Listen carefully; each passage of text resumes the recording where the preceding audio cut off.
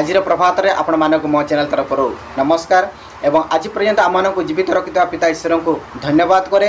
आज प्रभात में आपण मानक तांकर पवित्र सुसमाचार आपण मानक जणाई देवा निमंते मते उपयुक्त समय देइचंती। तेणु पिता को पुणी थे धन्यवाद दे आज विषय को आरंभ करोछि। आज विषय होछि सहर को जाई भल वाणिज्य व्यवसाय करबा मंद अटे। तेणु यही संपर्क में भिडियोटी को देखंतु एवं भिडियोटी को आरंभ शेष पर्यंत देखंतु। ता पूर्व आपण मानक मोर अनुरोध जदि आपण माने मो चैनल को वर्तमान सुधा सब्सक्राइब करना तेणु गोटे सब्सक्राइब कर दिंतु एवं पाखर बेल आइकन उपर क्लिक करी ऑल नोटिफिकेशन ऑन कर दिंतु जहाँद्वारा मु अपलोड करथिबा प्रत्येक वीडियो सर्वप्रथमे आपण पाई परिबे। तेणु आज विषयटी को आरंभ करवा स्टार्ट। तेणु आज आम पवित्र बाइबल माध्यम रे आमे पढ़िबा जे आमे आज सहर को जिबा काली आमे सहर को जिबा सहर को जाइकी भल टंका रोजगार करिबा एई जो चिंता एई जो भावना एई जो प्लानिंग जेतेटा आमे करूछु ता पूर्वरु आम मानंकु प्रभु कौन कहती से संपर्क रे आज ए वीडियो रे भल भाव में जानिबा।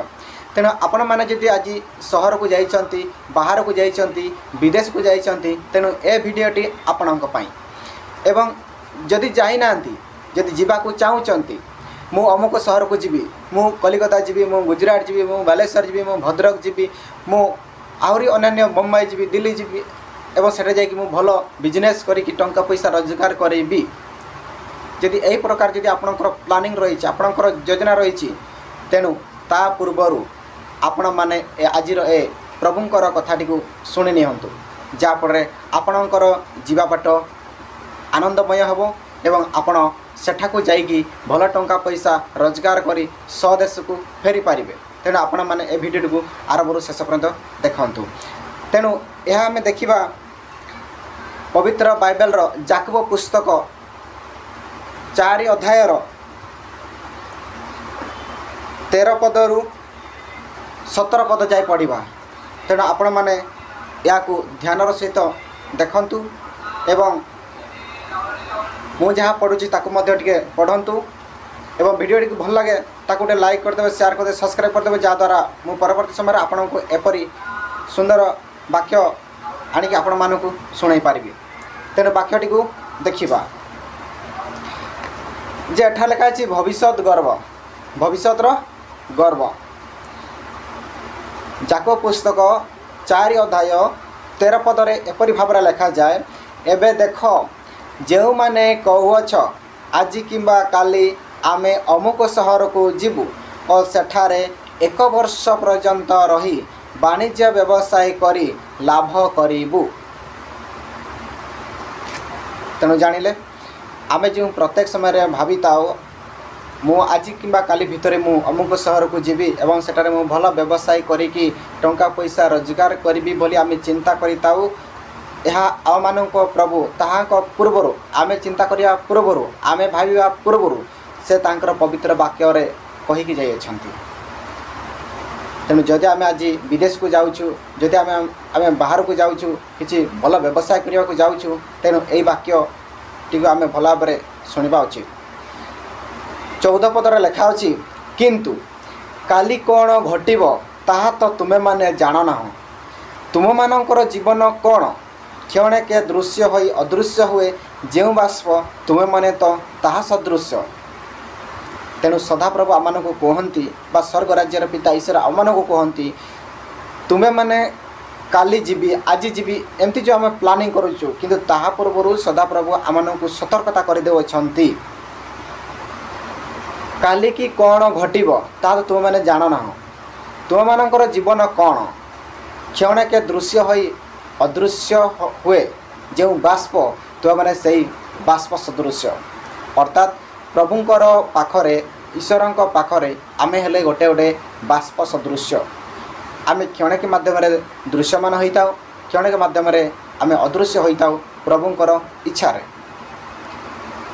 तेणु आमे जो आज सहर को जीवा सेठा जाइकी भल मंद करिकी टंका पैसा रोजगार करी भावना नहीं कि आमे बाहर को जाऊँ प्लानिंग करके जाऊँ किंतु आम बाहर को जाई सेठा आमे टंका पैसा रोजगार करि पारु ना कहीं एवं सेठारु आमे फेरिला बेलू आम रास्तार विभिन्न प्रकार घटना दुर्भिक्ष घटना सब हुए आम जहाँ घरे कि स्वदेश स्वराज्य आम पहुँची पारु ना यार कारण कौन आमे 15 पदरे पढ़ा एणु प्रभुंक इच्छा हेले आमे माने जीवित थाई एहा करिबा ताहा करिबा एपरि कहिबा तुम मानकर उचित। तेणु शुणिले प्रभुंकर जदि इच्छा थिबो प्रभुंकर इच्छा आमे कहिबा सदा सर्वदा आमे कहिबा प्रभुंकर इच्छा हेले मु सहर को जीवी सहर को जाइकी भल व्यवसाय करी टंका पैसा रोजगार करी गाड़ी मोटर घर द्वार करी भल परिवार गठन करी एही प्रकार आमे कहवा उचित। एवं प्रभुंकर इच्छा न हेले एही कथाटा आम पाई एक मंद हब।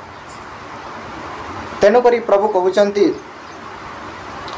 किंतु एबे तुमे माने अपना अपना अहं गर्व भाव रे करुअछ ए प्रकार गर्व मंद अटे। तेणु आमे जो कहूँ मु अमुक सहर को जी मु अमुक सहर को जीवी एवं सेठारे भल व्यवसाय करी एही प्रकार कथा प्रभु आम को कहती यह गर्व अहंकार कथा यह मंद अटे। तेणु एही प्रकार कथा कहवा उचित नुह। आमे सेतेबेले कहवा जे प्रभुंकर इच्छा हेले मु सहर को जीवी एवं भल व्यवसाय करी यह कहवा आमर इच्छा। तेणु ए विषय वस्तु को आमे जानिबा। 17 पदरे एपरि भाव लिखा जाए अतएव जे सत्कर्म करने को जानी ताहा करे नाही ताहार पाप हुए। तेणु जानले तेणु आमे जेतेबेले कर्म करने को जाऊँ आमे जेतेबेले विदेश को जाऊँ विदेश को जीवा पूर्वर आमे जदि सत्कर्म विषय रे जानी नाहु किंबा सत्कर्म विषय जदि आमे भल काम विषय जदि आमे जानी अछु तो जो काम विषय आमे जानी अछु एवं से काम को जदि आमे न करिबा तेणु आमर पाप हब।